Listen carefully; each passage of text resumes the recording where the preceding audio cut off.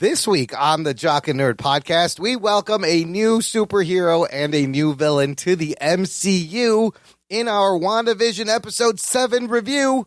Plus, the DCEU casts a new Supergirl.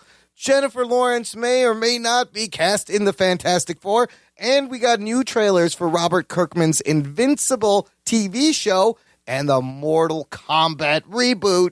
Geek Boner. All that and more in this edition of the Jock and Nerd Weekly for Sunday, February 21st, 2021.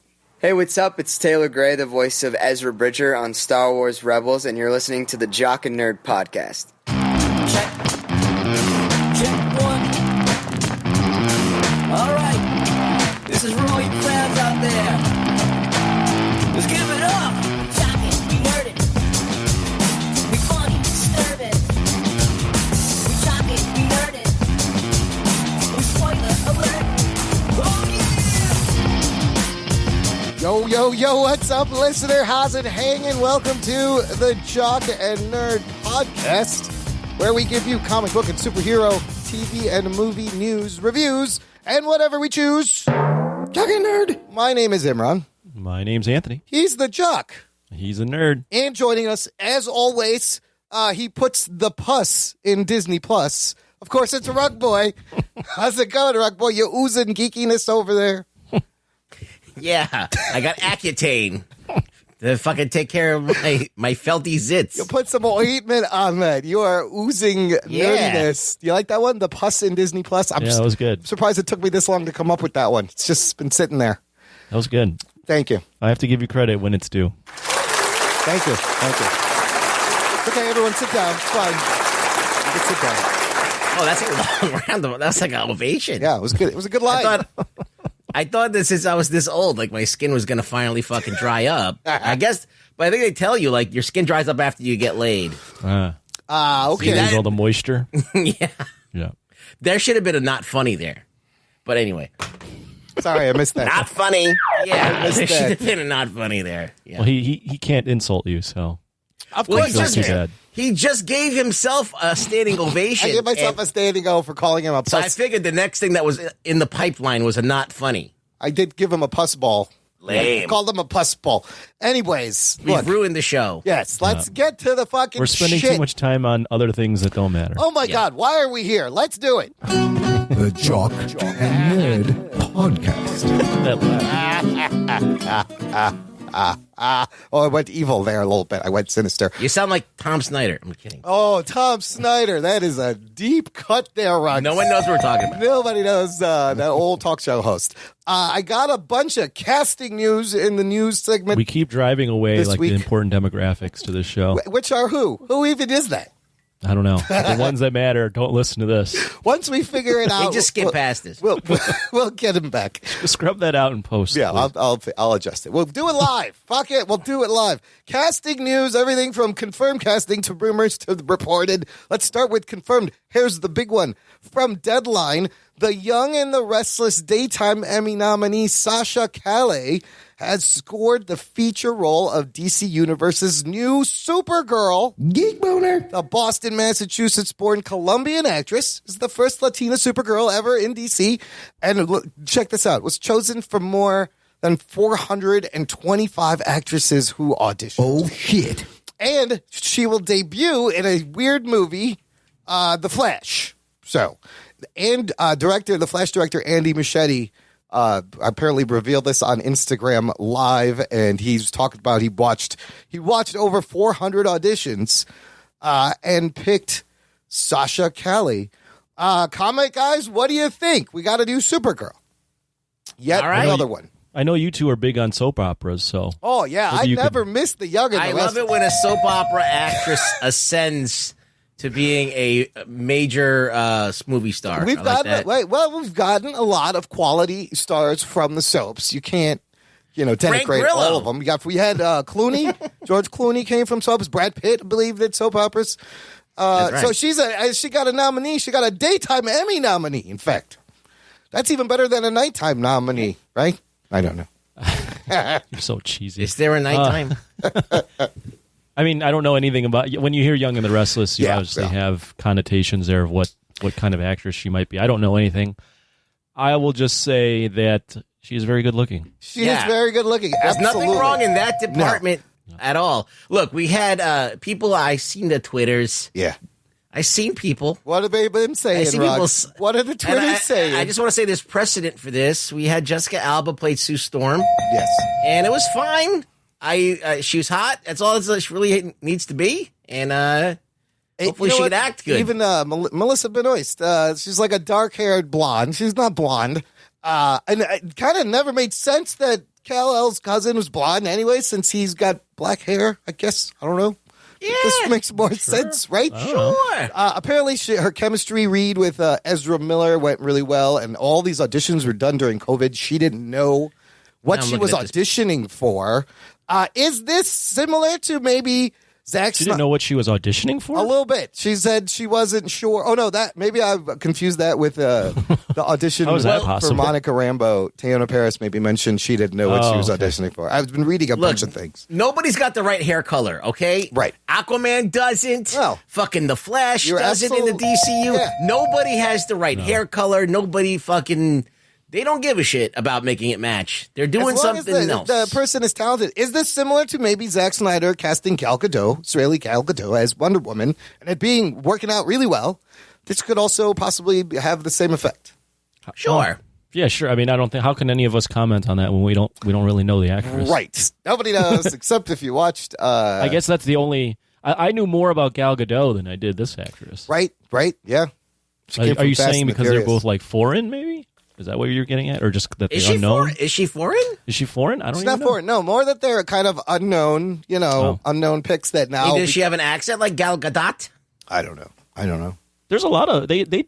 Sometimes they'll cast a name, but then there's times they do unknowns. Chris Hemsworth was pretty unknown. Yeah, a lot of these Thor. guys we forget that they were kind of unknown. So this could be good.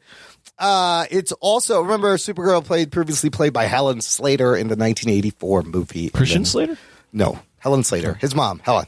And Melissa Benoist. Also, let's not forget, this movie is also going to have fucking Ben Affleck and Michael Keaton as Batman and The Flash and all this Flashpoint stuff and now Supergirl. So, a lot going on. Let it happen. Lot Let's see if it going even on. happens. Who knows if this movie's even going to happen? Yeah, who knows? Listener, what do you think? Let us know. Join the conversation. You can join our Facebook group. It's called Jock and Nerd Nation. It's a closed, exclusive group. Jock and Nerd. Just for our listeners. It's interactive. We're all in there. Welcome new members this week. Danny Mashek, Caleb Esslinger, and Cheryl Gregg. Thanks for joining. We have spoiler threads for every episode of WandaVision every week, so you can geek out and spoilerize yourself in the Facebook group. Moving on to, here's a rumor that's already kind of been debunked, but I think the rumor is interesting, so I wanted to get your thoughts on it. Jennifer Lawrence, J-Law, set to have joined the cast of the MCU Fantastic Four reboot as Sue Storm. Oh, shit. Right? This is a rumor, and I'll explain. Maybe, maybe not. It's happening. There's some more information about the Fantastic Four movie. But what do you guys think if this were to happen? Is she going to complain about being in that costume too? Exactly. Is she going to like fucking sleepwalk through the thing like she did with Mystique a little bit? You going to act like you want to be there, J-Law, this time? Yeah, I saw this. I mean, I'm open to it if she's enthused about the role, because when Yes. she is enthused about roles, Yeah, she's good. she's pretty good. Yeah. One of my friends said she's better in these non-blockbuster roles than she is when she gets the bigger roles. Absolutely. But we'll see. I mean, it's comicbook.com. They're somewhat credible. Yes. They're citing Australia's Daily Telegraph. Now, the reason, what throws a little more cloudiness on this, also, they've said that they have just started sitting down to write the Fantastic Four. Because John Watts, who's directing, he's busy with Spider-Man 3. So there's no script right now. This is from Deadline reporter Justin Kroll.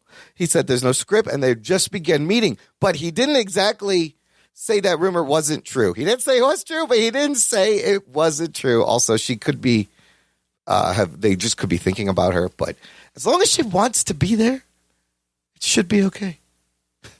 Feel like the internet's already casted this, though, for a while. With who? Oh, with Emily Blunt and John Krasinski. Yes, absolutely.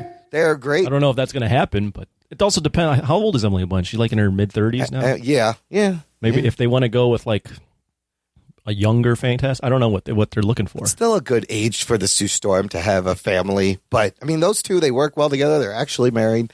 He looks like Reed Richards. You put a little white on his temples there, and be fantastic. We'll see. I don't mind Jennifer Lawrence, though. I can believe him as a scientist. Right? Yeah, he pulls off Jack Ryan pretty well, the Krasinski. He could play a scientist. Batman's a scientist. I think he would play a good scientist, to be honest with you. I don't know. I just buy it from him. Yeah. No, he's good. And he's shaken off the Jim from The Office role pretty well, which sometimes is hard to do for actors once they're playing this character for such a long time. So, Right. You know. All right. Another reported casting. Aladdin star Mina Massoud, the guy who played Aladdin, reportedly being eyed to play live-action Ezra Bridger Oh, shit. for the Ahsoka Tano show on Disney Plus Rugs. That's perfect casting. You know, he's voiced, Ezra Bridger voiced by Taylor Gray. We have a drop from him that I use. I always thought Taylor Gray looked like Ezra Bridger anyways. They did it with Katie Sackhoff, but I guess it doesn't work with Taylor Gray. You're out. I don't know. I guess they wanted to have they want to keep the Disney people, like the people that are associated with Disney, like the live action people. They're kind of catering to them. I mean, Ezra Bridger is part of the Disney family now, I guess, with the Star Wars and all that stuff. But I don't know. I don't know why I didn't ask him. He probably was in the mix, I would say. Anthony's Taylor Gray. Star Wars news. Taylor Gray is Ezra Bridger voicing, but that's a picture of him. I'm looking him up. I'm looking up who Taylor Gray, what he looked like. I know I've met him before, but This guy, Mina Massoud. Oh, I just got a porno star. Wait a minute. Uh-oh. What's his? How do you spell You his name? spelled Gray wrong, I think. That's what happened. Gray. Is it A or E? That's Sasha Gray. That's Sasha Gray. That's a different person.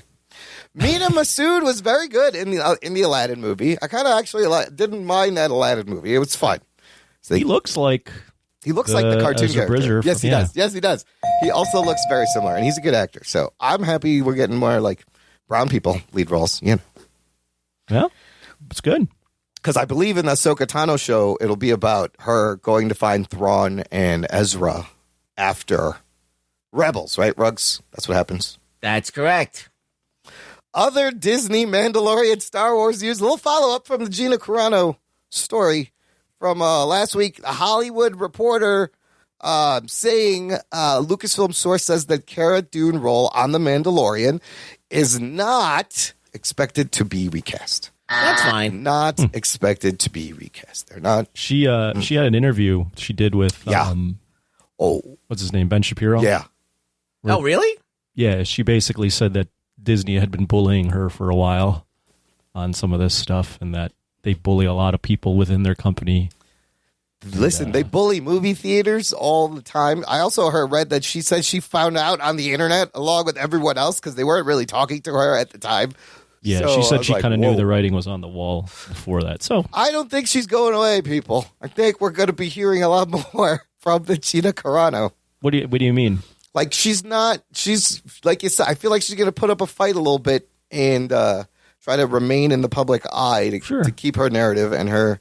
Well, she's kind of, in a way, made herself like the image of Hollywood and the elite left knocking her out. So she's kind of built up. If I don't know how fruitful it'll be in terms of money, maybe it will be. She's built herself up as like the conservative actress that got taken out by the man, right? So she kind of has this now, like this rallying thing behind her. She's got a new base behind her. side. She does have a base. Oh of yeah, people they can behind her. collect money like nobody's business. Like, I mean, look at all the things. I mean, if you want to talk about like stupid stuff that everybody hates, like Comicsgate, they're getting funded. Their books are getting funded because there's people that are rallying to that cause. So whatever that they do, I'm sure it'll be funded and someone will watch it. It won't be mainstream. It won't be something that we're going to talk about. Right. But it'll be out there. Content will be created and put out there for small niche audiences. So, interesting. Okay, we got a couple of fun trailers. Want to talk about Mortal Kombat, Anthony? Yes. Mortal Kombat Yes. reboot. This is crazy. You know, we reviewed Mortal Kombat Annihilation for Oh. Patreon. That was bad. It was bad. This already obviously looks miles fucking better. Let me hear your thoughts on this fucking Red Band trailer, which I love because it's super violent and bloody. I watched this trailer. First off, I didn't know that this trailer was coming out when it did, Yeah. and my friends were blowing up, and I didn't even see it until the evening. I think it was like Friday night. I think it came out. Yeah. 18th. First off, the original Mortal Kombat, the one, not Annihilation, the first one. Lame. Yes. I might have to go back and rewatch it. No, it wasn't. Lame. Oh, it I thought wasn't? it was. Oh. I thought as a kid I loved it. I'd have to go back. It might not be that good. But this trailer, this is fucking good. Holy shit, this is pretty violent. I don't know if Great. this movie's actually going to be able to deliver, but if they're able to, and I listened to an interview with the director where he broke it down, and he seems like he has a good idea of the fact that this universe is crazy, like there's magic and there's martial arts, and it's extremely brutal at times, Yeah. but also like kind of funny. Like there's a lot of comedy. Yeah. And as long as you're like taking the stuff seriously that needs to be serious, you can kind of thread the needle between comedy and brutal action. Hopefully, this trailer seems like it might be able to do that. I kind of thought this. I had the same thought. Ruggs, this is R-rated, super violent, right? It's but there seemed to be a sense of campiness about. It's ridiculous, of course. But do you think at least if it's entertaining enough and the special effects look better, I mean, let's just say it. It's fucking Mortal Kombat. Mortal Okay? Kombat, but it's like a fucking video game Yeah. where you rip people's heads off. Yeah. And it's fucking deliberately fucking over the top and cheesy. Now, how do you make a movie about it that is legitimate, that mainstream audiences that don't play the game, that never played the game are going to get? Yeah. Who the fuck cares? Doesn't matter. That's not what you can't do it. Like, why you're going to have to change everything about it in order. So as long as you make it seem like the video game that you get on an Xbox 360 or Xbox fucking One or whatever. What are they called? Xbox X now? Atari whatever 2600. Whatever the fucking new shit is. Yeah. Like because the newer games, they have cutscenes, they have voice acting, they have production value. So it can't look worse than that. Right. It's gotta at least meet that or surpass the video games experience. So that's what they need to do. They need to bring that to another level, and hopefully the people who love the game will like it. I think the mistake here is going, video game movies are garbage. Well, some of them you can't really work with because the nature of a game doesn't has to be translate. narrative. Yeah. Like this is a fighting game. There's no narrative. The narrative is very, very. It's stronger now than it's ever been. Yeah. But initially there was really not a narrative. They got to do what they got to do. So I'm hoping that they surpass the games or at least meet the quality of the games. And I'm there for that. I'm not expecting fucking Shakespeare. I just want to see over the top ridiculous action, and I think this trailer is giving you a lot of Easter eggs. Like it seems to be giving you what you want, right? You see Jax's arms get fucking frozen off by Sub-Zero. That's fantastic. You got to get over there. You got to finish him. I love fucking Kano Kano wins at the end. Like all fucking Sub-Zero using the dude's Scorpion's own blood and freezing it into a dagger and stabbing him. Holy shit! Come on, that's fucking badass. I'm with your enthusiasm. I will slightly disagree in that I don't think actually there was much campiness in the trailer. They had some fun lines, but I think they were threading the line between looking like it wasn't campy like Street Fighter, right? Yeah, the one with Jean-Claude Van Damme. That's when I think of campy, I think of that. This one, I feel like they were making it like they made it serious enough that you could take it seriously, but not too serious. But still embracing how ridiculous this universe is. Because some of the lines were funny. Like some of the funny parts really worked in the trailer, even. So the only thing I had was, and I listened to the director as I mentioned earlier. This guy Cole. Yeah. Apparently he's a new character. Yeah. So we'll see how that goes. They were saying they used Cole, this new character, because he is a proxy for us discovering this universe rather than be he's like our POV entering in. Right. Gotcha. Right. I still think he might be someone else eventually or related to someone else.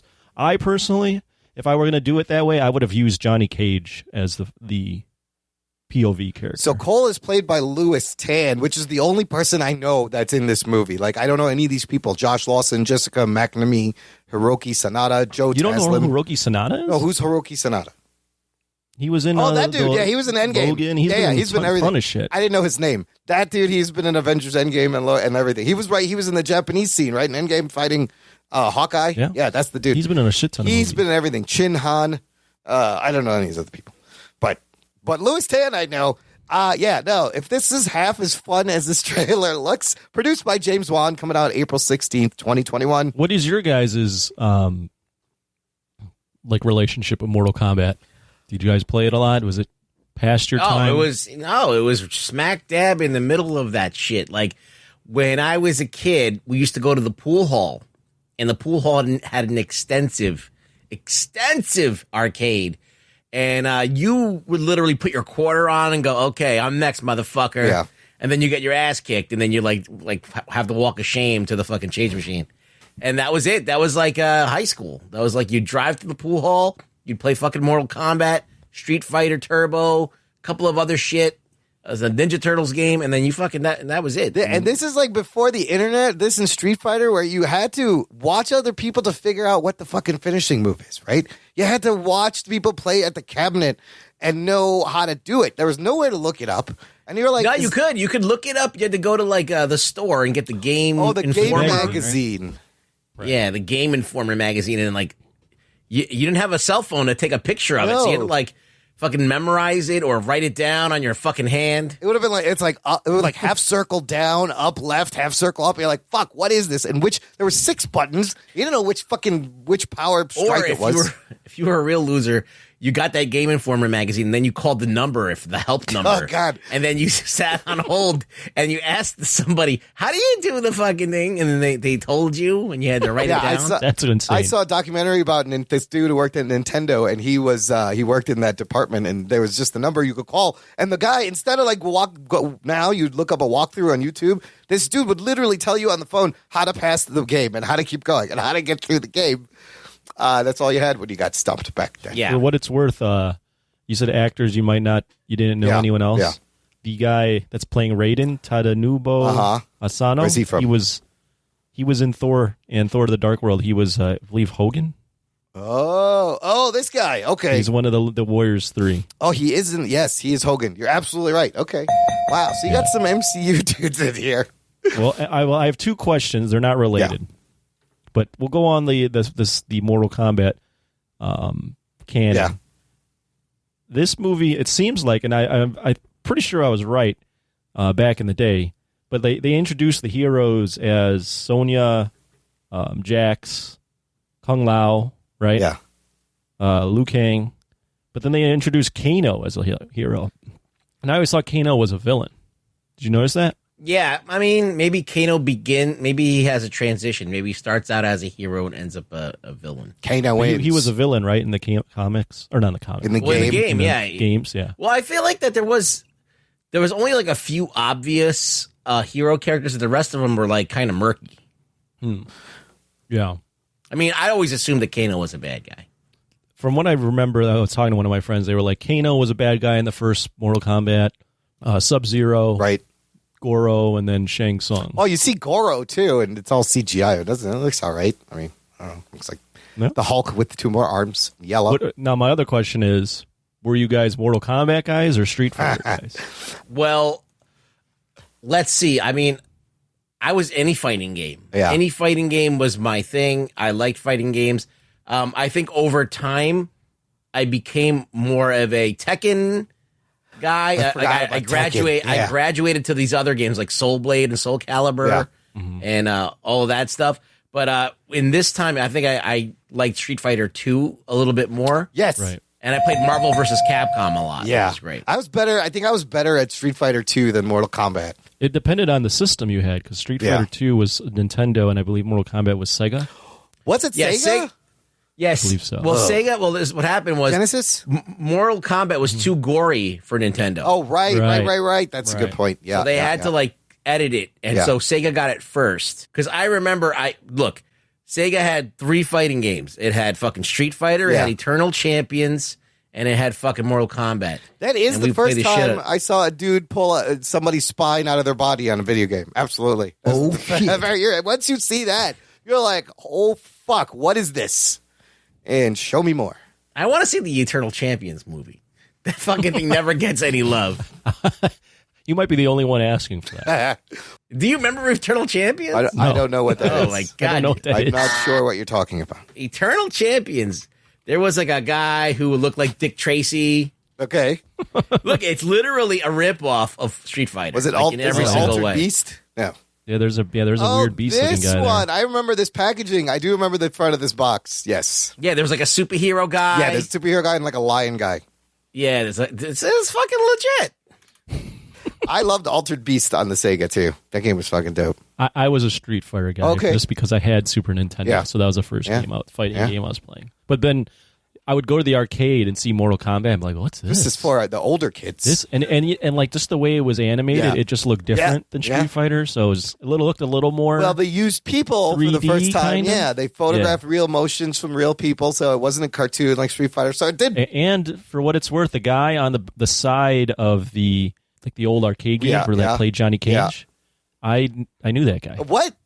Yeah, What? My dad knew him. He went to the health club that my dad would go Oh to. shit! So I'd met him a few times. He was just the You met Johnny model Cage? for the I side met of the Johnny case Cage, for the yeah. side of the case of the game. You met the model. That's amazing. I met the model. It's so Yeah. random. It's amazing. Yeah. You could tell that he had a huge geek boner. When That's so- Yeah. Every time I saw that guy, I'd be I like, know him. "Why the fuck's Johnny Cage?" Like, not. I was like 6, maybe. But I'd be like, "Why is Johnny Cage walking around here? know. Why isn't he not He fighting? came off the video game. Daddy, he lives in Why is there. why does he have his glasses on? That's hilarious. April 16th. No Johnny Cage though in this game. in No this Johnny movie. Cage. Yeah, that is also interesting. They decided they what got about Cole if Luke instead. Cage would show up? Luke Or Cage. Nicolas Cage? All the Cage. Put all Maybe the all the cages together. cages. That would be All great. the cages. April HBO Max. We will get to enjoy Playing the bird cage in the the background. bird It's really fun. cage. With Robin Williams. Send your references to Cage. Any more to Cage? The show. Cage at cage.com. It looks good. I'm actually I was pleasantly surprised to see how much I was entertained by that trailer. And there was a little bit of a musical cue for the dun, dun, dun, dun, dun, dun, Oh, dun, yeah, dun, yeah. dun. Oh yeah, that's. I wonder if they're going to be incorporate that theme. They need to put that. Still gives me They got to put goosebumps. that in Well, there somewhere. they did. They put it there, but they it's very did. subtle. You have to listen for it. Wonder if they'll it's use just like that. I it's didn't very hear it. slow. They Like, use it in the movie. And they're trying to. It looks like they're trying to build like a history and a mythology to the fucking thing again. So I mean, there's numerous amounts of characters Sure. that they could put in these. So if they make it just successful, movie, I loosely don't know. string together some fucking battle scenes. That's all we want to see. I was confused though too. I'd forgotten that Sub-Zero was a villain. I always thought he was a hero, but his brother is the hero. He has a twin brother. Right. See, I wasn't really that into the Mortal Kombat. You weren't into Not Mortal that Kombat? much. I knew of it. It was around me. I just yeah. I you think knew. Baraka's going to make a little appearance? Did we see a Baraka in the I trailer? don't think we saw Baraka. Melina is in it. I'm not a big Melina No, guy. I don't know. She was in the Annihilation. Well, the That's all thing I is, I'll tell you the thing that bugged me about Mortal Kombat is that when they tried to expand the game, they just like changed the suit of the person, and then just that's a new character. They gave him like a different finishing move. Right. They didn't really put I was not a like- lot of effort put into. Or they put a mask on somebody that was obviously the same person as another person. Well, they copied the thing because they had Sub-Zero, Scorpion, and then Reptile, and then there was like Cyrax, and like the red one and the purple one. So they just kept changing the colors, like you said. Yeah. So they got lazy. Yeah. It's still a fucking huge multi-million-dollar making franchise. Still, Well, have Is you it? played the new Mortal Kombat games? I have not. no, They're pretty legit. yeah. I have to say, yes, I have the. Well, what happened is that they started mingling with DC characters. Yeah, they started Yeah, I remember releasing. that. I played that. That was fun. licensed And they- characters. So they have a Mortal Kombat, but that has Mortal Kombat characters and DC characters. And now they Spawn have is in like it?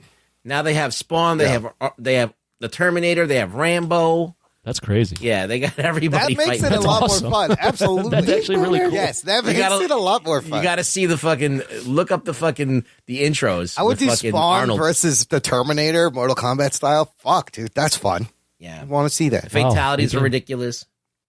Yeah, I'm looking at the RoboCop too. Yeah, RoboCop's in there. Still very popular. Still very, very popular. Surprisingly, tournaments back when they had tournaments. Well, I mean, it's the brutality, it's the fighting styles. it's the uniqueness of characters, and then you had all the different finishers, right? Yeah. Like you had pro wrestling type finishers, except they were brutal. Yep. Fatalities, babalities, friendship. You could do the things in the game you wanted to do in real life. Oh, I've always wanted to know what it's like to pull somebody's spine out. Now I can do it. And not go to jail. This is fantastic. Let's talk about, you guys done with the Mortal Kombat? I got you in nostalgia. Yeah, you really got me there. I got you there. I'm That's good. That's good. I'm pumped. This is the next trailer, though, I suggested. Yes, you did. It is a new trailer for the Amazon Prime series, the Robert Kirkman's adaptation of Invincible. Now, we had talked about, they put out a trailer last month, 2 months ago, that was very vanilla, and it made it seem like it was a wholesome family show. And now this one, oh boy, Geek Boner. I am fucking in. Oh, shit. I can't wait to watch the show because it shows you more of what we're going to get, which is violence and kid learning to use his power. Anthony, what'd you think of this? I've not read this ever, so this is going to be going in cold. It's going to be great. They had some hints of blood, but, you guys told me after I said it looks very wholesome that it's not. And if you watch this trailer, I don't think you still have any indication how brutal you guys described it would be. So it looks intriguing for sure. Like, this kid doesn't have any powers. He's a son of basically Superman, and then has to learn and forms a team. But you don't really get a sense for how it's end is you don't crazy. get a sense for how any different it is than anything else. There's the shit at the end that's all fucking bloody, and it looks like he gets killed at one point. Oh, shit. What the fuck? I was like, oh boy, that's a lot of blood there for a cartoon. But it's still very reserved in how, if I didn't talk to you guys, I'd still be like, okay, how is this any different? Well, it's There's people exploding as he I flies can't through give them it like away. the boys. It's like I don't want to give it away because there is a couple of things that come out of nowhere, and there's a twist to the story. So there's that makes it fun. There's the fact that it's hyper violent, and there is elements of like a Peter Parker-ish thing, and there's elements of that too. But I think I read I collected it in trade paperback. So I got the first trade paperback, read that. Then I couldn't find the second or third one. And then I said, fuck it. And I just bought whatever I saw. So I'm missing big gaps in the story. Yeah. But I would go back and read it and then try and pick up and fill the gaps myself. But is it different? Not really, because we've been reading comics and we've pretty much seen all the tropes. But it'll be... this one has a little bit more winking at itself than, let's say, like a DC thing. I mean, there's some fucking violent shit going on in these DC movies. Yeah. Like, remember we watched the one where they fucking it was the Dark Justice League Dark. Yes. Where that was super fucking dark. Yes. So it's kind of like that level, but I think there's also a little bit more of a light side to it as well.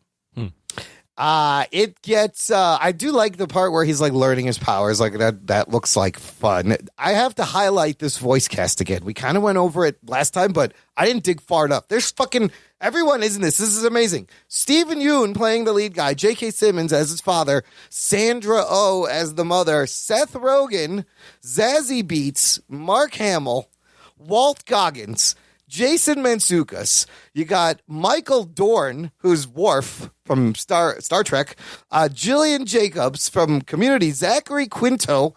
You have, there's more. Clancy Brown. Who doesn't love good Clancy Brown voice? I love a good Clancy Brown. Mahershala Ali is in this. Michael Cudlitz from The Walking Dead. John Hamm. Paul Rubens. No, just Paul Rubin, maybe. There's still more. Nicolas Cage. Jimon Hunsu. Lenny James, also from The Walking Dead. Ross Marquand, also from The Walking Dead. Sonequa Martin Green. Ezra Miller is also in this. And also Jonathan Groff, who I believe, is this the guy? Yeah, he played King George in Hamilton. And he is an amazing actor and an amazing singer. Oh, he was in Mindhunter, too. And he's Kristoff in Frozen. Jonathan Groff is just a talented person. This fucking voice cast is Nicole Byer, Jeffrey Donovan. It's amazing. We get to Vin Diesel. Vin Diesel, Groot's in this. Everybody's in this.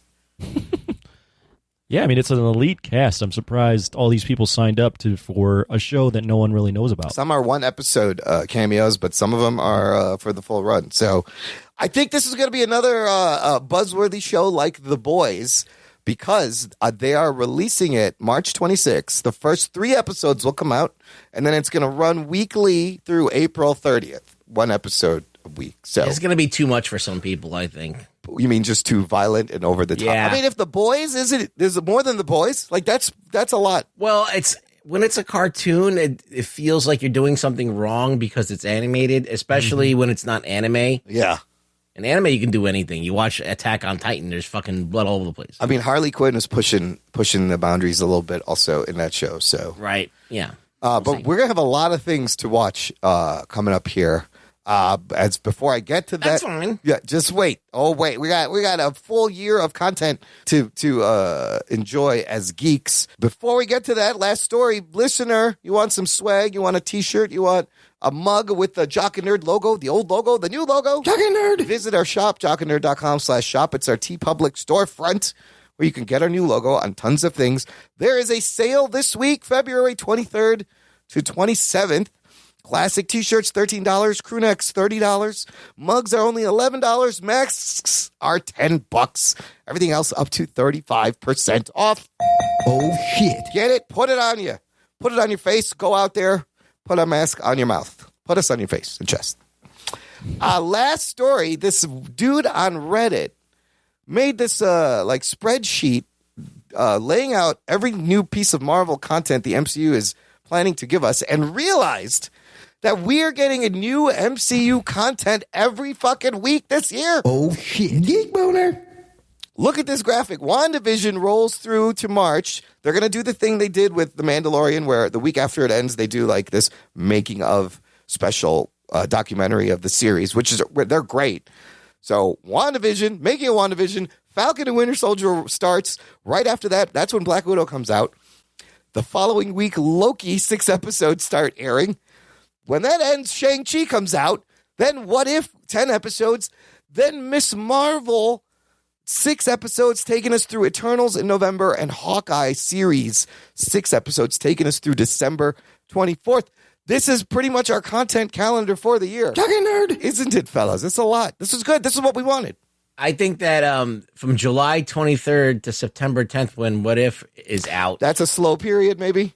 well, that's where nothing in the Marvel universe progresses because this is all conjecture. This is all like stuff that's not really happening. It's That's a all good point. So there's a pause in the story there. Yeah. So The summer. I mean, but yeah, that's cool. I mean, like I'd be even happier if we had fill into the story, I guess, or things that kind of like expanded the universe rather than a what if. But I guess it's fun to But see I mean, that. everything else, is going to be expanding the universe as we are seeing in WandaVision. I think Loki will do that. I just think it's as much as you're congratulating that there's a new thing every week, that's still terrible for a service that's one new episode a week. That's all you got. Okay, that's a Yeah. valid point. Anthony, what do you think? Is this enough? Is this what we want, or should there be something every day? Oh, geez, Imran. At least 3 Relax. things, I would say. 3 times a week. Every day. But that Ruggs was saying 3 times a week. Well, this is just what Marvel has. Yeah. There's other things on the service that I don't follow, Right. but there's other things on the service. I mean, we talked about this before. Marvel's strategy at this point with Disney Plus and movies is to have something for you every week, Yeah. and we're seeing it now come to fruition here. So Geek Boner.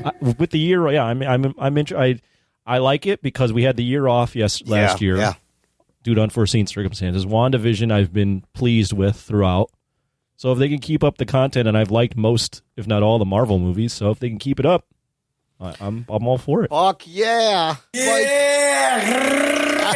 So Invincible will be running at the same time Falcon and Winter Soldier happens. So are you saying that this is going to run on Disney Plus, or is this just stuff that's coming out? This is Disney Plus their theatrical, whatever that means now, Okay, so movie releases. But this is the storyline of the MCU moving forward is probably flowing in this order through these shows. So we're getting like 2-week breaks here and there. Yes, in between things, you're kind of getting like a week or two break, whether it's like, so it's like TV show, movie, TV show, movie, TV show, movie, TV show. It's fucking Say that It's again. fucking crazy. I'm not going to. It's kind of nuts, and it's kind of exciting, and it's going to keep us busy. That's for fucking sure. Let's get it. Let's do it. All right, we'll take a quick break here, play some promos, and we talk about the beginning of the final act of WandaVision right after this. After these messages, we'll be right back. Hey, my name's Paul, and I'm not an animal expert. I'm Donna, and I'm not an animal expert either. And together we do a podcast about animals called Varmints. Every week we pick an animal, do a bunch of research on it, and bring you some interesting facts about that animal. But we don't stop there. We talk about that animal in movies, TV, and other pop culture. And we talk about whether or not that animal would make a tasty dish, and how intelligent we think it is on the scale of 1 to 10. It's exactly like one of those fancy PBS nature documentaries. Except with more poo jokes. New episodes go live every Thursday wherever you find your favorite podcasts. Or you can visit us at blazingcariboustudios.com. Varmints! Varmints!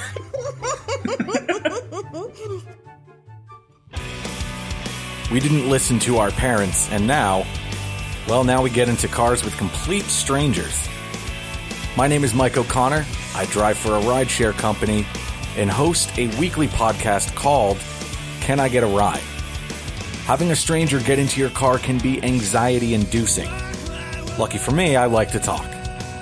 Listen in as I share stories of passengers from all walks of life, reflect on shared experiences, and laugh at the outrageous overheard conversations coming from my back seat. Can I Get a Ride can be found on iTunes, Stitcher, Podbean, and more. Be sure to check out my website at canigetaride.podcast.com. Follow on Twitter at MYKOCONNOR and on Instagram at Can I Get a Ride. I drive, we talk, I get hungry. That's life. Doc and Nerd. Listener, if you enjoy the show and want to support the show and want to help ensure that we keep making the show, join our fan club. Visit jockandnerd.com/Patreon. Jock and Nerd. It's kind of our own, our own geeky pustule that you can pay for, just like Disney Plus. Disney Plus. Jock and Nerd Plus. For as little as $3 a month, you will get an exclusive RSS feed that has bonus content, movie reviews, instant reactions, a sports show. The weekly shows come out early. This week, more bonus content. I have my WandaVision episode 7 instant reaction. And Anthony, you put up a lot of fun things. I did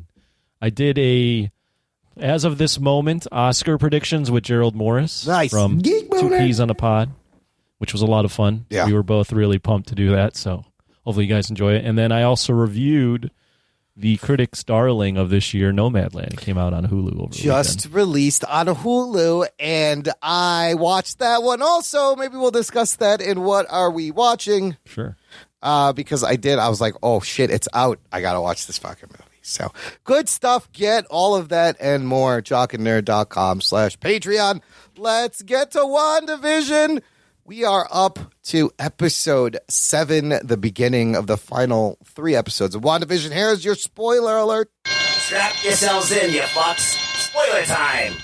Last 3 episodes. This one's called Breaking the Fourth Wall. Geek Boner. Another perfectly titled episode, and it has multiple meetings in this episode. Before we get to what happens, apparently WandaVision, according to Parrot Analytics, that does streaming and viewing analytics, WandaVision has become the world's most in-demand TV show less than 4 weeks after its January 15th spot. Oh, shit. Basically the number 1 streaming series in the world. That's crazy. Wow. Good for them.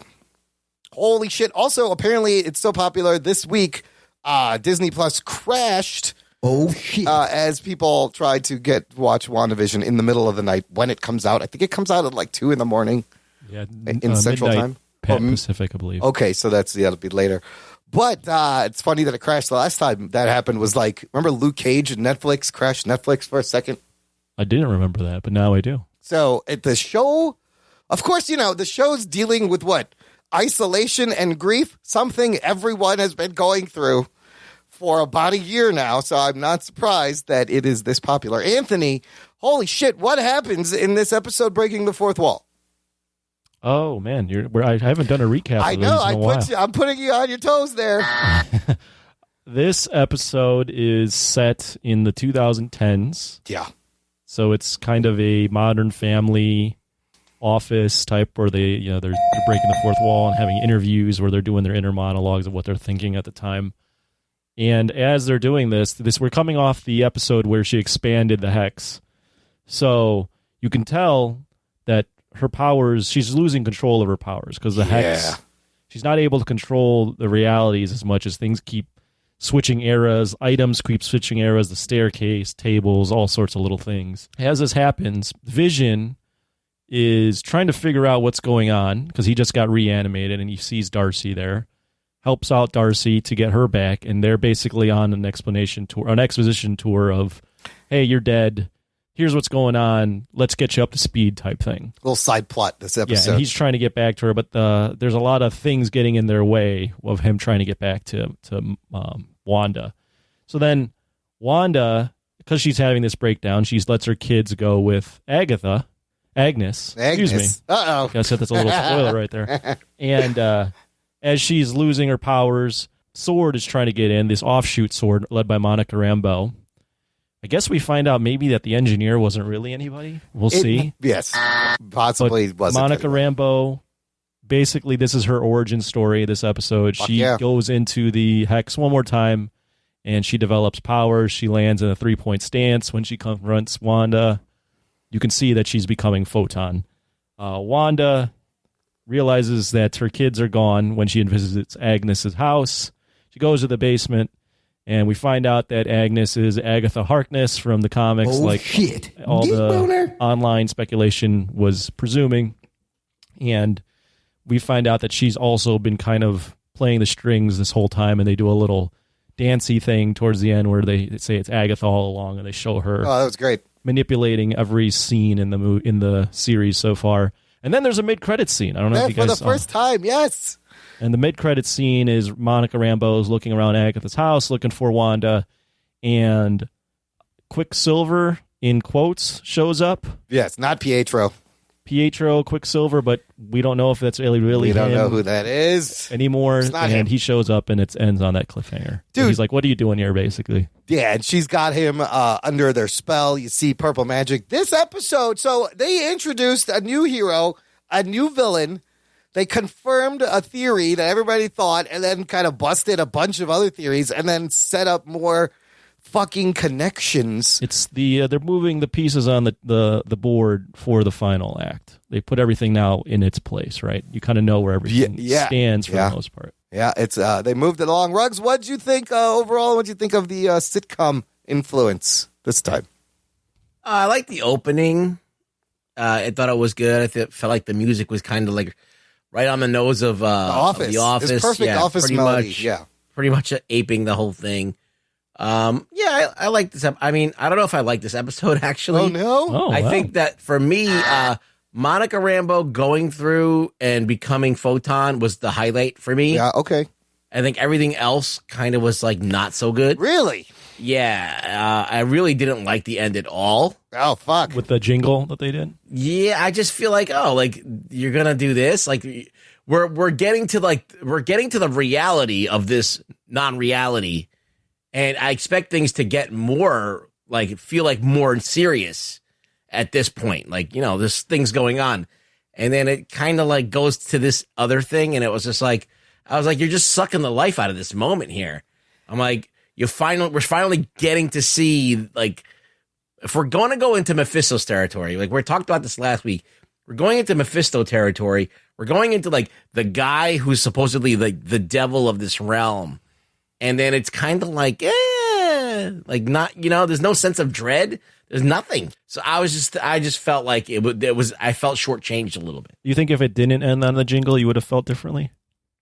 No, because I think that I felt like that at a certain point that even in the first few episodes that when they went dark, when the guy was stuck coming out of the sewers and things like that. It felt like, okay, more of a drastic tonal shift. Yeah, it was more ominous. Yeah, and I felt more and then here it's like it didn't feel anything, and I felt like it was kind of all settling into this kind of like CW-esque. Okay, so like, maybe I see. Yeah, I see that. I kind of see what you're saying. Maybe not. There isn't a sense of urgency. It gets a little goofy. Let's break down that moment a little bit because I think a lot of people may be confused if you're not familiar with the lore and the comics. Yeah, I was just thinking that same thing on that point. Yeah, because like we're kind of in. We know what's going on. Yeah.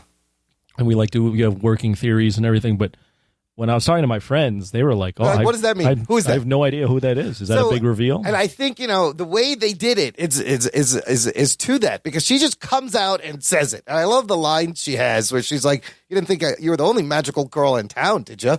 I'm Agatha Harkness." So she says she's Agatha Harkness, a full-on witch. At this point, Wanda has wandered into her dungeon. You see vines, you see purple magic colors. There's a magic book there, which is what is that? Is that the Darkhold? Is that one of those books from Doctor Strange that were in those hexagon frames in the movie? Remember, they weren't all there.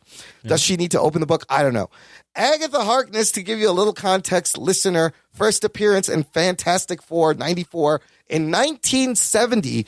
Created by Stan Lee and Jack Kirby, Agatha Harkness has had stories with the Fantastic Four and with the Avengers.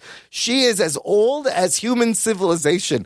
She was one of the original witches from the Salem witch trials. She used to be Franklin Richards' nanny. That's Reed Richards' son, and she actually mentored Wanda in the comics. So the question is she a real villain in this? Because in the comics, she helps Wanda, but she's an old lady with white hair in the comics. In this, so maybe they're combining different things that she might be a help and also a hindrance. So what was she responsible for? We see in the double credit scene, the show called Agatha All Along that sounds like the Munsters. She has been controlling things the whole time from the magic show. She's controlling Herb. How many? Is she controlling everyone? She says she's responsible for Pietro. She was playing Vision in the Halloween episode. Oh, shit. She was just acting.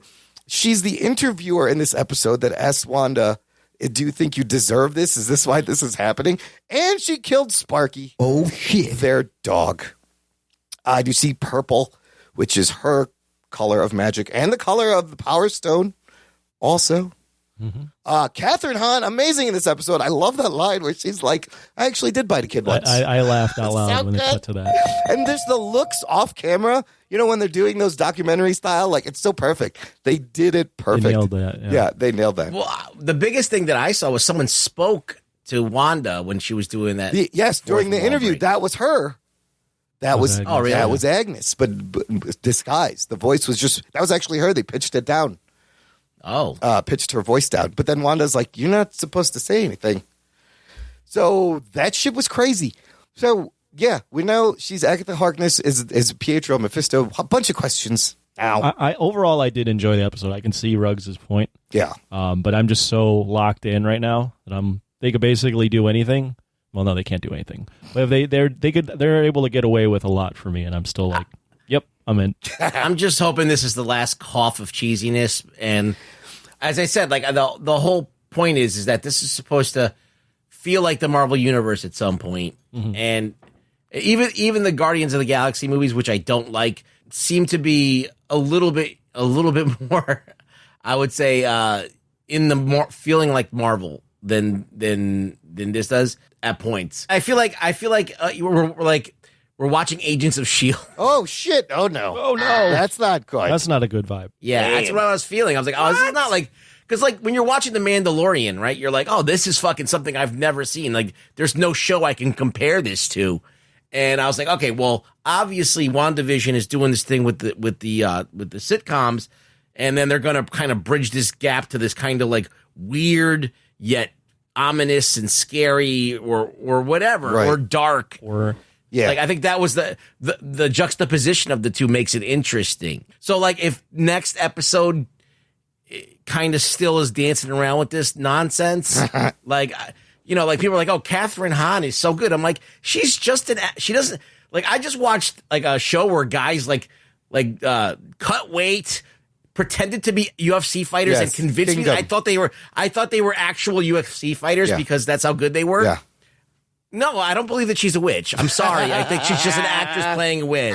Like, you know what I mean? Like, she's okay. She's an actress. She's fine. She's funny. Look, she's good. She's funny, yeah. I think it gets a little clunky, but I think what you want is you're going to get in the next 2 episodes, because I think they're done with the sitcom shit. And I think that's what made this, it gets a little clunky. It's sandwiched between the sitcom whole thing, and it's the end of the sitcom thing. I don't think there's any more. So I think the last 2 episodes are going to be full-on Marvel movies, present time. You know, there's great Easter eggs. You notice the aspect ratio in this episode changes several times, as if the show itself is fighting to fucking get out of this controlled reality and snap back to the real world, you know? Mm-hmm. Yeah, that's kind of cool. And let's talk about Wanda a little bit. You mentioned the periods, her unstable grip on her own reality. She doesn't want to do anything. I love how she's so different from, remember the first episode where she's bubbly, I Love Lucy, 50s Wanda, and she's so different now.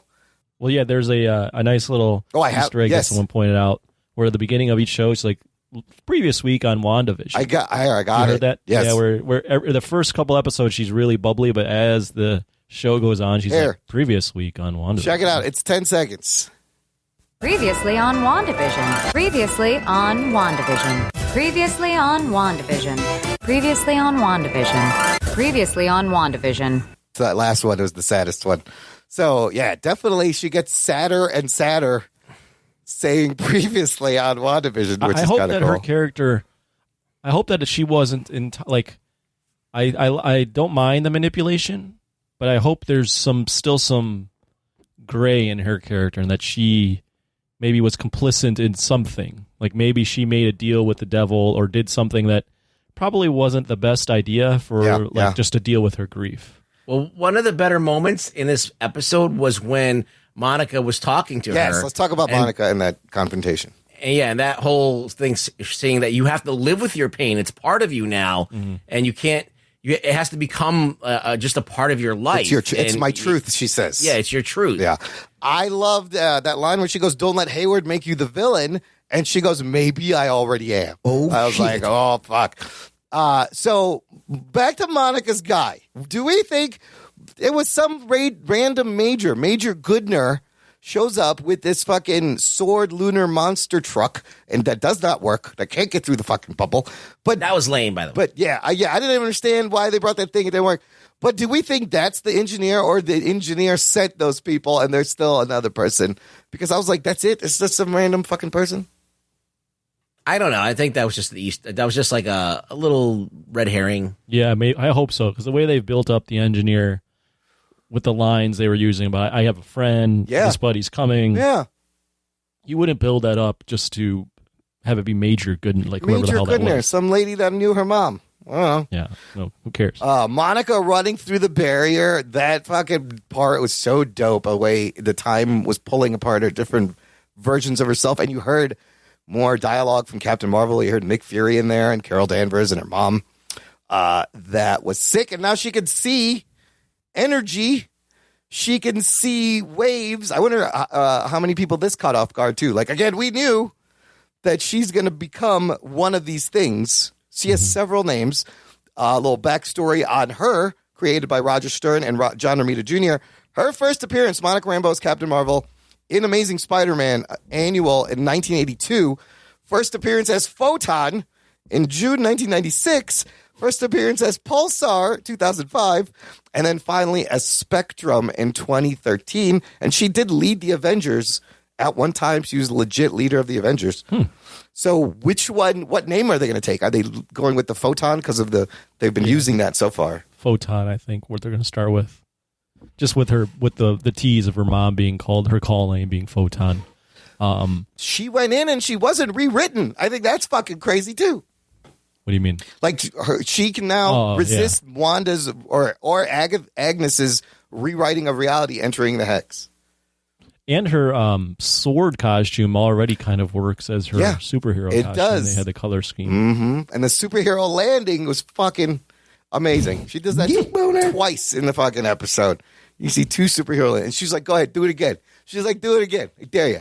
I can take it." I dare you. I dare you. And then Catherine Hahn just like, go away. It takes her away. We talked about Vision and Darcy. Hilarious little side plot, but I guess it was necessary for Vision to understand. I think this was the most important thing. He was like, it's only been weeks since I died twice to her.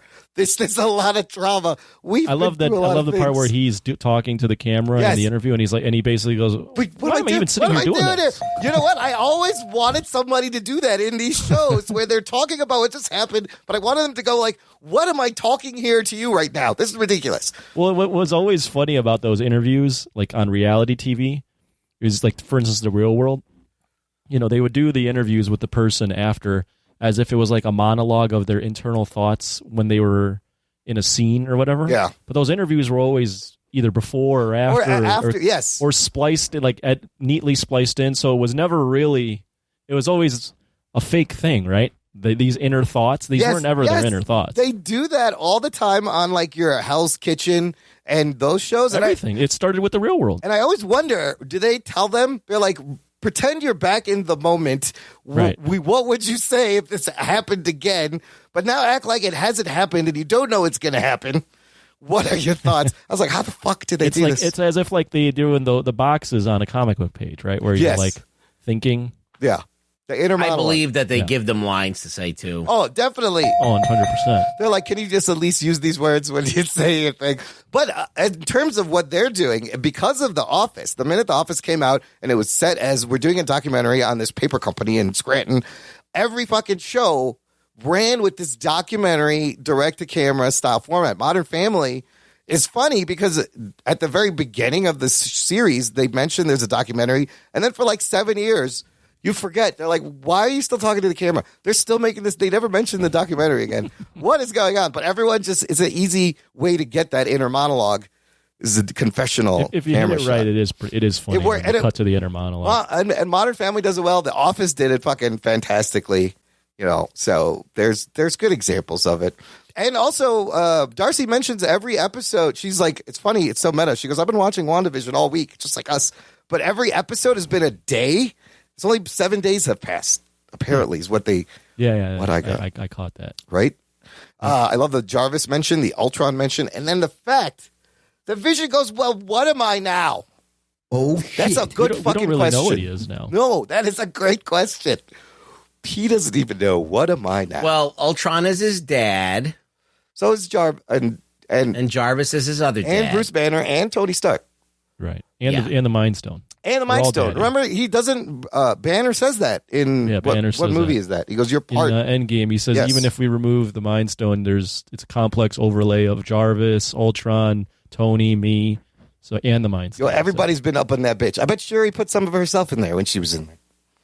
I bet you put yourself in there. I'll put myself in Vision. Yeah. I'll put a little bit of myself in there. Absolutely. That's when he turns all white. Yeah, that's your vitiligo. My balls was hot. Maybe Wanda's in there now too. Wanda's in there. Yeah. So or maybe Agatha's in there. I liked the there was a line that from the kids. Yes, I believe it was Wiccan. Yeah, where he's like, I keep hearing things like there's just so much Wiccan's noise. head is noisy. But then when he was with Agatha, he's like, you're very quiet. She can't read her thoughts. She has no thoughts. She has no soul, maybe. It's quiet. Yeah. So I was wondering where they're getting, what that meant. What about that character? Meanwhile, Hayward and Sword. So Hayward did not get sucked into the bubble. And this bubble looks like several connected hexagon structure. Giant. They're 8 miles away. So this thing is 8 miles in radius. And all he says, and I don't know, they're planning something. He goes, we launched today. That's the one line he has. I don't know what they're going to launch another attack. I don't know what they're planning on doing now. You can't get in. Going to get Eminem. Like to get Eminem, the rapper? Because 8 Mile. Yeah. Oh, 8 Mile. That's right. Get in there. He's going to rap his way in there with the... He's going to lose himself spaghetti. in the moment. Yeah, with Mom Spaghetti.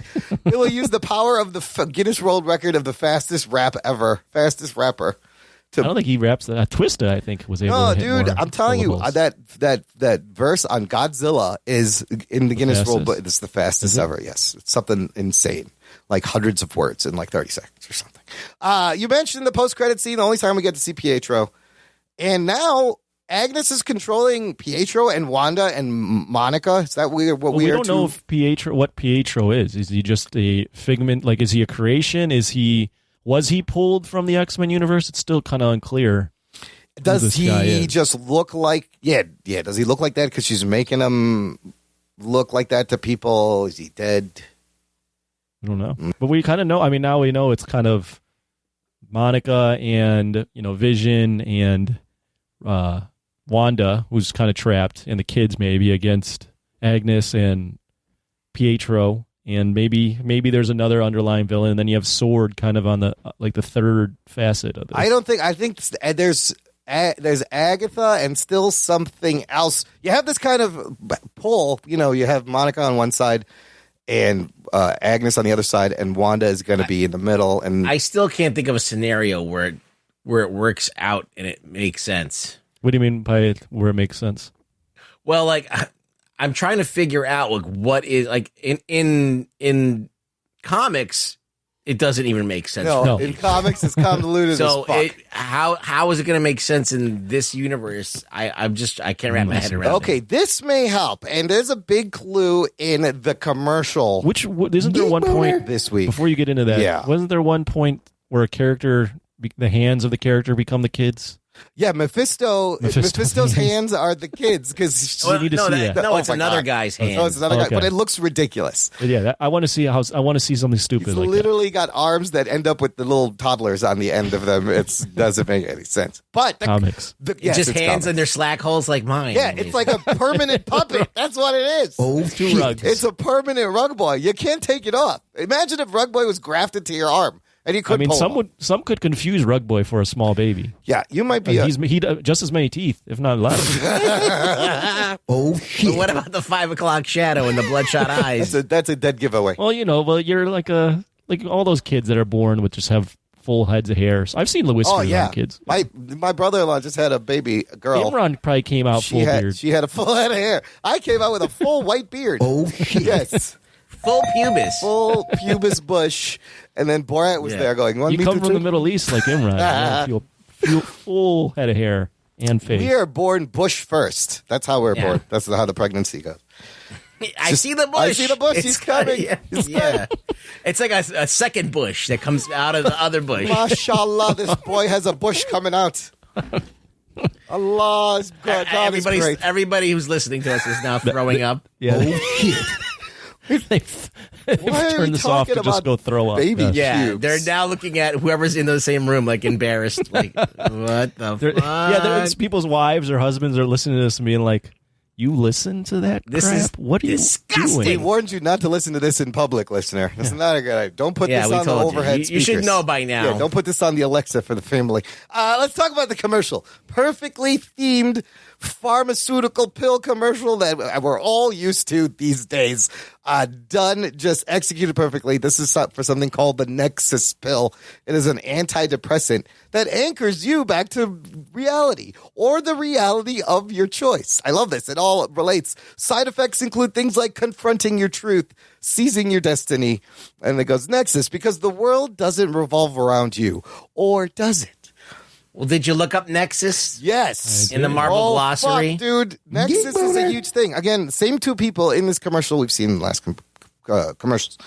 Now, Nexus is a bunch of things, and there's a lot of connections here. There's two things. There's the Nexus of all realities that exists in the Marvel comics. It's a huge part of the Marvel multiverse. It's kind of a crossroads of a multiverses is this is. Right. Well, she's a Nexus being, That's right? the other thing. There's a thing called a Nexus being, and in this 4-issue Scarlet Witch series from the 80s, it is explained that Wanda is the Nexus being of this Marvel 616 universe. Every universe has a Nexus being, and they're the one like thing that stays in place as the multiverse change. They can cross. She's the one constant. So the entire multiverse. Yes. So she's always exists the way she is. That's so she can't crazy. die. I don't know if she can't die, but I think she's not like another Pietro where Pietro was recast. Yeah. Like, I think it's always going to be Wanda Maximoff with red hair. She represents the reality of this universe, pretty much. Now, here's where the connections come in. In the comics, Nexus beings are monitored by the Time Variance Authority. The TVA monitor the multiverse. And the TVA has tangled with Kang the Conqueror, okay?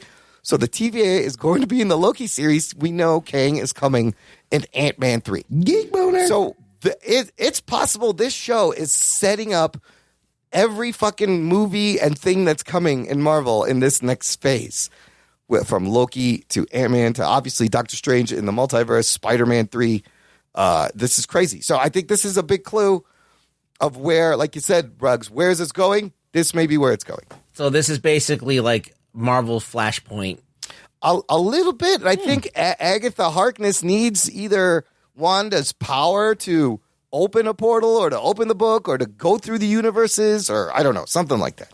Well, she has the kids, right? She has the kids, and they're also powerful because they come from Wanda, so they're just as good. So do you think that Agatha Harkness discovered that Scarlet Witch was the Nexus and now began to manipulate her in order to try and have control over the thing, and that she used the kids to kind of manipulate her? I think some of that is true. I think she also may want to bring somebody back from the dead. Remember when when Agnes finds out Wanda can bring people back from the dead, she's sincerely surprised that she's like, oh, you could do that.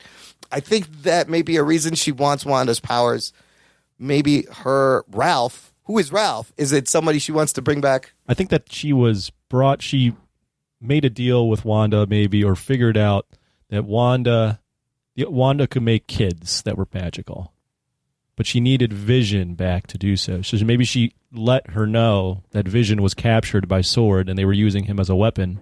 So that pissed off Wanda. Yeah. Wanda gets Vision, creates this reality to be with Vision. So then Agatha gets what she wants, maybe in service to Mephisto, which is creating these magical kids. But also, you notice in the last episode, like their own little minion magic. She sends Vision away to kind of get him out of the way now. Right, because she doesn't need him anymore. He made the kids. Yeah, he made the kids. His job is done. I'm kind of like thinking the way that it would make sense is that if she found out that she was Nexus, right, and then she went and said, "Listen, I'm going to help you get Vision back. I'm going to help you get everyone that you ever loved that you lost back," and maybe that's why she went and got him. Maybe that's why she was going to help him. She's like, "Listen, you need a little bit of magical help. I can do that." Yeah. And then this happened. And she went along with it because it's what she wanted, but then all of a sudden, this shit starts to get out of control. Well, she's losing control of the thing. And how much is Agnes controlling the people? Is she controlling everyone? But Wanda's going to have to be in on it.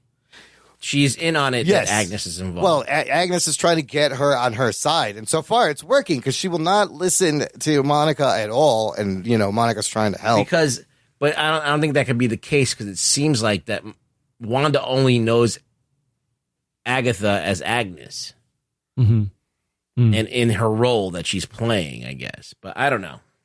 I'm still like confused on how they can pull this off in a way that seems like, because you need a motivation for the characters, right? You need a motivation for Wanda to create this world. I don't think she just does it. I feel like if someone says, "Listen, we got to do this thing, and we can bring back everybody that you love," and she's like, "Okay, I'm going to try it," and then all of a sudden, there's this kind of reality bending that she's not really she can't really figure out who she is. She's kind of like, I don't even know what's going on. I'm not even in charge of this anymore. I've never was in charge of it. So, and I think that's what happens in this episode. She wakes up from Halloween and it's like, I don't fucking know what's going on. Yeah, she said, I don't know why it's breaking and why I can't fix it. Well, what is the conflict? You have Sword wants Vision. Vision and Monica want to get to Wanda to get her away from Agnes. And there's your conflict, I guess. There's a lot. I mean, there's a lot of things. There's a lot of conflict. I think the thing that will be interesting to see how they do it, how they play it out, is this show is kind of revolved around a mystery this entire time. Yeah. And it's still a little bit of a mystery, although we know a little bit more information now. But they have to kind of navigate revealing all, like, they have 2 episodes basically now to deliver explanations for all of this that make sense while still creating an entertaining show. So it's like the plane is like on the runway, it's about to land, but can they stick the landing? Right? Can they make it land where it's satisfying in that it solves the mysteries, it gives reasonable explanations to everything, it's still entertaining, And the fourth job is I think it's still setting up other things. It has too. to set everything. So there's a lot going on. Yeah. How confident are you in this landing, Imran and Anthony? I'm pretty confident just because I'm a fanboy. So I'm confident, but I don't think we're going to get resolution for a bunch of things. They want us on the hook. So it may be a little frustrating where they're going to leave some things for the next movies and TV shows. I know. I'm starting to see a little bit of like, writing on the wall, obvious writing. Yeah. You know what? No, like on the wall. On the wall. Oh, I mean, like on the sidewalk. Like when you can actually see the writing, like you're like, oh, yeah. I know where. I'm like, I know where it's going. Like, no, it's like, I know where it's going, and it's going in a place that's not above the pay grade of what the show It's should a little be. predictable, maybe cliche. No. It's just like I feel like they're gonna take like remember how Lost is like, oh yeah, it was just we were dead the whole time. Yeah, it wasn't a thing at all. Like we knew that like the first episode. Like why did you try and so they never like rose to the occasion and actually did something that was beyond our thinking. So. Right. We still got to find out what, is everyone dead, sleeping, what the kids, where are they? Why do they only show up once in a while? I have other questions like, what's up? I feel like it'll be fine, but I think, you don't know. I mean, they're not going to answer a lot of that shit. I don't think they're going to answer a lot of it. And Lost kind of did the thing. Like, what's up with the mailman dude? They keep focusing on him. He's walking. He's with the, I think he feels like he's her, but maybe Agatha is controlling him. Well, we still don't really know who the bad guy is, really. Well, we know Agatha is, but she's hinted at her husband a few times, Ralph. too. Who is Ralph? Who the fuck is Ralph? I'm down for a witch fight, too, with purple magic versus red magic. And then what is that book? And another theory I saw floated out there is, did Hayward need Vision to build Sentinels for the upcoming mutants? I don't know. Well, if there's no mutants yet, I know. then Why you don't need Sentinels. I would think the mutants come first, and then you build the Sentinel. Or, I don't know. Do we think that mutants will come out of this or not? Fuck, or... I don't know. People are being changed. People are being activated and giving powers. Is Darcy going to get powers now, too? She went through the thing. I think that they've established that whatever Wanda's doing is warping reality enough to change everything that we know about it. Yeah. So I think it doesn't have to be as like connected as being in or out of the fucking the hex or anything like that. I think they just wanted to establish that if she chose to, like, she could pretty much make anything. She could rewrite change. everything. This is the nexus for the future of the MCU. That's what I saw a theory online. I don't know if it's still the guy from Cinema Blend is still sticking with it, although he has his doubts now. Yeah. But he was like, I think it was a guy from Cinema Blend. Maybe I'm wrong. It might have been someone else. But he was saying that Wiccan, the way he was describing his powers was very Charles Xavier-esque. Oh, interesting. Yes. So maybe they might be able to hear each other. Charles Xavier would be able to help out. Telepathic mutant powers. Yeah. Because he's hearing that's very. When Charles Xavier first got his power, he's like, I can hear everything. Right. It's too loud, and you got to learn how to focus and quiet it down, which you've seen in a bunch of different movies and things done well. So, wow. A couple other fun Easter eggs in the opening credits scene. So, wow. Yeah, that's how impressed I am. There's a license plate in the opening credit scene. It's got Stanley's birthday on it, where the word Wanda is changing. But there's one quick shot of like a ransom note message with cut out letters, and it says, "I know what you're doing, Wanda." And I was like, "Oh fuck, that's kind of weird." They threw in there on the blankets. If you notice, there's hexagons on her comforter. She's being comforted by hexagons, and I did love the video game controllers changing. From like the GameCube and the PlayStation and then the Atari and then it was Uno. Then it was Uno. And you've had like 2 or 3 times now where you've had like long pauses after you've said something. Because he only wants to talk when you're talking. Any final thoughts on this episode, you motherfuckers? Ruggs was kind of disappointed. I'm still in, and like I liked it. I mean, but I'm admittedly so over the moon for what's going on that it's going to take like a nuke to put me down right now. Yeah, I'm having fun with it, but I've been kind of uneasy with this show from the get-go, and it won me over in the third and fourth episode, and then I feel like, okay, we need to keep. We need to keep the pressure on here. We need to really keep things rolling. I'm like, I want to see this open up. I want to see this be like The Mandalorian, where I can't really, where I feel like, oh, this has never been done on TV before. Mm-hmm. And it's just not happening for me like that. But we'll see. We still got 2 episodes left. It's not there yet. But yeah, it's not over. So, all right, good stuff. Let's do some news from the nation. It's time for news from the nation. It's time for news from the nation.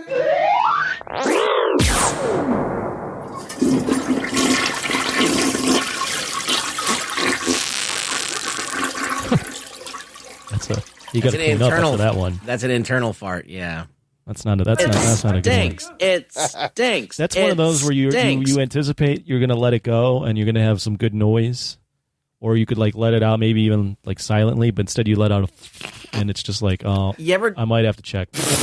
You ever do like a? Oh yeah, like a little. It's like a little. It's what I'd imagine a queef would sound like. Yeah. It's like your butthole opens and air just escapes. And, yeah.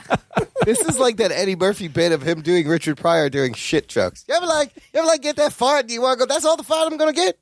Come on, what the fuck is that? Sometimes though, like you can feel the bubbles in you and you're going to make music. You feel You're like, I could float on water right now. I can feel it inside. I'm a little disbalanced. You could hit the notes like for the trumpet on an orchestra. What about heat? What about fart heat? Oh, I like it. Well, in the winter, it's very helpful. In the winter, it's lovely. Like when you really heat it up, but you're like, whoa! Like you got the hotness coming out. Yeah. You got the thermostat turned up to 120 as it's coming out. Yeah, you're like, whoa! Like this is some combustion. I'm cooking it. I'm cooking it. You feel like. Yeah, if any open flames are around, you're going to be in trouble. You feel like a science class, like you're in chemistry and things are coming out. Like you just mix a few chemicals inside your asshole and they come out at the same time. It's a green dust. Okay, so we've talked. Adam Morris, tell us about farts sometime. We've talked about baby pubes and farts intensely this episode. I just wanted to make a note. And and all kinds pubes inside of pubes. Yes, pubes inside of pubes coming out of pubes. The double header pubes. Yes. Anyway, I wanted to share some comments from this episode from our listeners. From our Facebook group, Jock and Nerd Nation. Lisa Morrison commenting on our spoiler thread saying, so, what happened to the 1 hour long episode? This was awesome, but too short. What? I think that report was wrong. That report was absolutely wrong, and I was kind of upset. The episode was exactly the same length as the episode before. Just a mid-credit scene. Adding a mid-credit scene maybe added, 40 seconds to the thing. It's still about half an hour. So that's interesting. Hold on. We're going to get into that. Wes Cranford says, I really enjoyed the sitcom aspect of this one. An actually funny, clever episode. Still not sure about Pietro. And Agnes is not the big villain. There are more layers here, I'm thinking. Definitely. What a hell of a run-on sentence there. There's no punctuation, by the way, in that sentence. And Listen, he's having too fun to give a fuck. Yeah, he does. Listen, he's out kayaking in Australia. Yeah, he's using one finger is typing all this out. You think he's going to hit space twice to put a period? No. No, he's doing that. He's sailboating upside down or whatever he does out there. It's no time for punctuation for Wes Cranford. Hamad Akbar Khan says, 2 episodes to pack up the whole stuff? Oh, shit. This is going to be a lot. Hopefully they can do it without leaving any loose threads because that will be very annoying considering the show has had a slow pace. Now, Hamad is on my wavelength. I think Hamad is dead on there because... I hinted at that too. They got a lot going on. I'm hoping that the next 2 episodes will be longer. I don't know, even if they're an hour, is that going to be enough? Which is what makes me believe they're not going to tie up a lot of this shit in this show. Yeah. It's going to get tied up in movies. Right. Yeah, I mean, for what it's worth, these shows have to serve multiple things, right? Yeah. They have to be contained, yet also part of a bigger universe, also setting up other things. So sort of similar to comics, right? Like yes. Some storylines have to still lead into the event comics. They're still dangling threads that they can pick up in a later series. So if it's done right, it's not annoying and it's satisfying. Daryl K goes, how many regular folks watching this episode said, who the fuck is Agatha Harkness? Yes. Dude, Daryl, what show have you been listening to? We've been talking about Agatha Harkness like every episode, haven't we? No, but he's talking about regular folks, people that don't listen to our show. Yeah. Oh. Okay. Yeah, I guess everybody who doesn't listen to the show was like, who the fuck is Agatha? They not only said that, they were like, oh, that lady Monica Rambeau, she has powers. Yeah. What character is that? Yeah. So people go. No one knows who really Photon is. People are going to Google, which is great. I hope they go look up who it is, and this is getting added. And then Jeffrey now says the Munster-style Agatha All Along song was brilliant. That's actually sung by Catherine Hahn, who I just found out. She also went to Northwestern here in Chicago. She is a Northwestern graduate, and she can sing. And I don't know. I think I really like her. Evanston, Northwestern. Oh, and did Evanston. She did a show with Kevin Bacon. Did you watch that? No. Show that she did with Kevin Bacon? Yeah, you should watch TV show, right? Yeah, it's on HBO. I forgot what it was. Agatha. Oh, it was Agatha. Also, I don't see how you could do a second season of this show the way it is. Do you think this is going to be a one-off? Like, you can't do WandaVision season 2 with the whole sitcom thing. Like, that's going to be done. We'll see. I mean, I didn't really think they had any steam for a WandaVision show in the first place. That's a good point. But I wonder if we will get a second season. Okay. I don't know if we'll get it. Yeah, to that point, though, I don't know if we'll get it with the sitcom recreations. But then it's I Love Dick. I Love Dick is a great name. And it really is about her loving Dick. It's her love about Richard Nixon. She's just... No, it's her. It's her fucking getting fucked by some guy. Oh, it's actual Dick. I see. Nice. Oh, shit. I like it. Okay, let's finish with some What Are We Watching? Well, let's start with Nomadland there, Anthony. I did get to watch the Nomadland on Hulu. Yeah, did you like it? I did enjoy it. It is a very artsy, indie, introspective, quiet, slice of life movie that sometimes the Oscars loves that shit. But it was like watching a documentary, and then they just told Frances McDormand, I'm going to shoot this documentary. Just go pretend you're one of these people. And we're going to shoot this. But it's beautiful camera work, cinematography. Like, there was a wide-angle lens on everything, and you're just following her around. Yeah. Nothing really happens, but you do learn about this nomad culture. And they don't glamorize it, which I thought was interesting.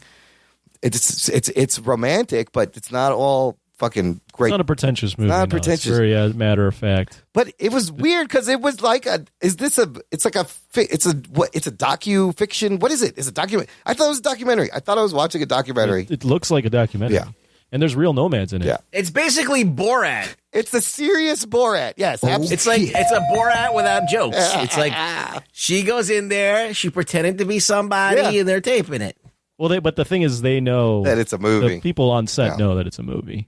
It's tough that the lines are blurred because you have real life nomads, and either they're telling real stories or they've just been coached up so well. So it's interesting because their dialogue, though, it's obvious. It's so different. The way a real person talks than even the best actor delivering dialogue.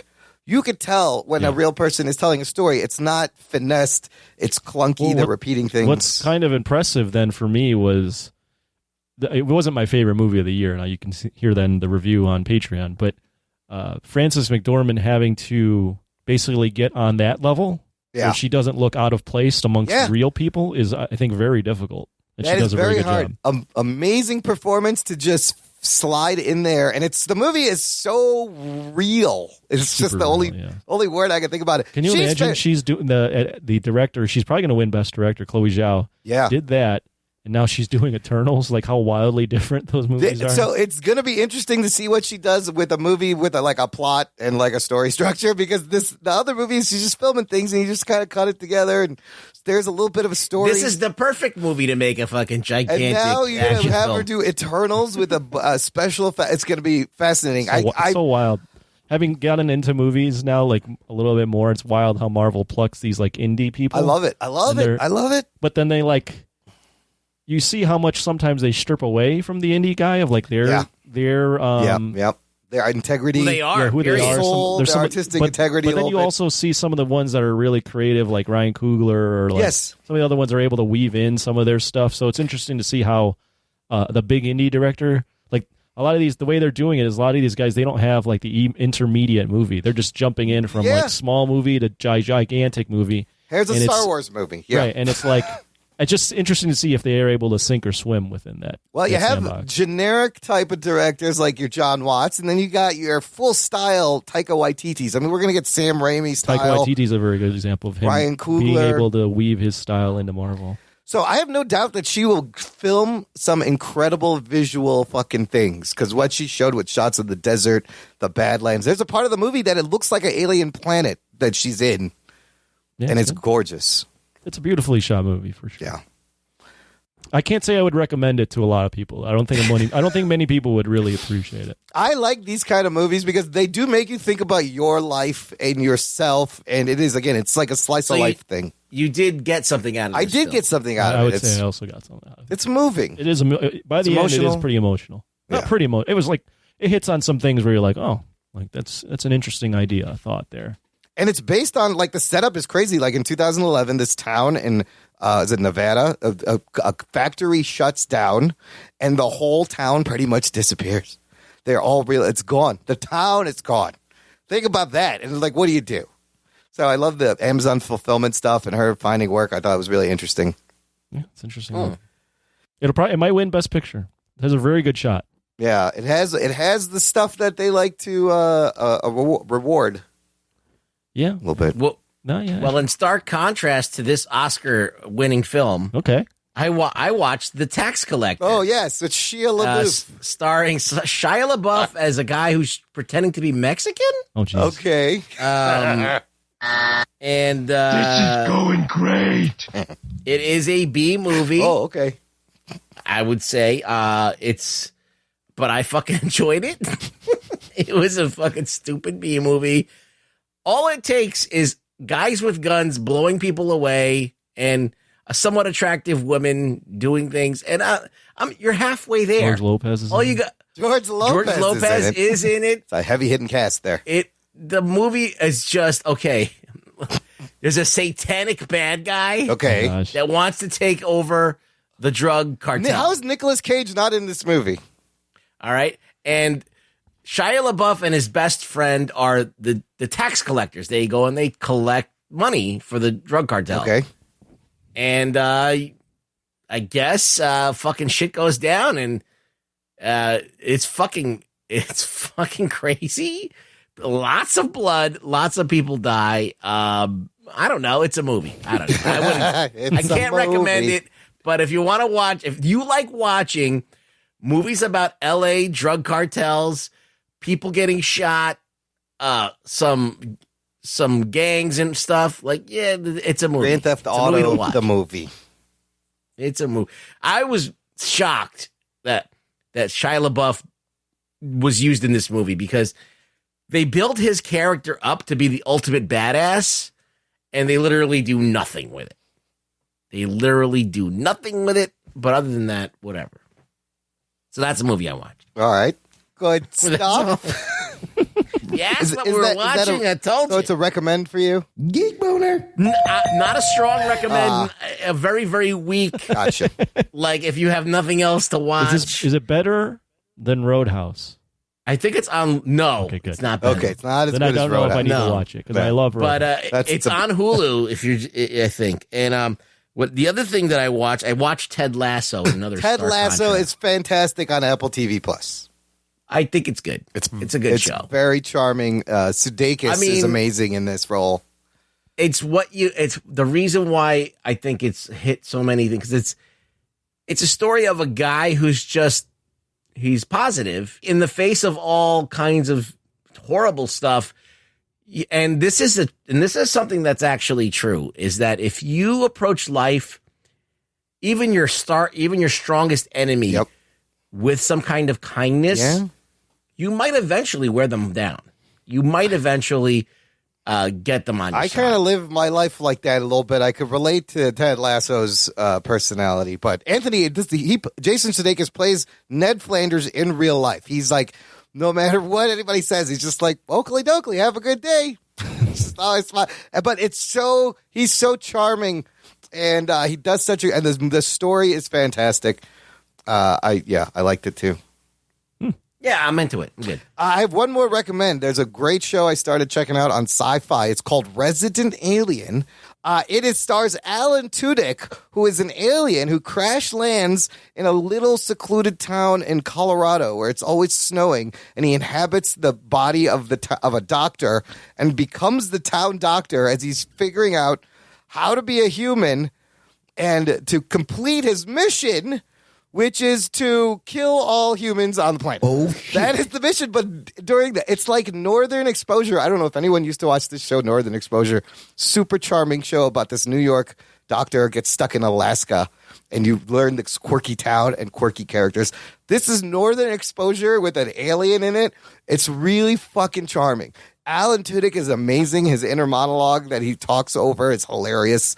And it's just so he's learning to fall in love with humans, even though his mission was to come and kill everyone.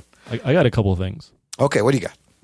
I got 2 things that I had to watch for preparation for a show that I will be on. Oh, excellent.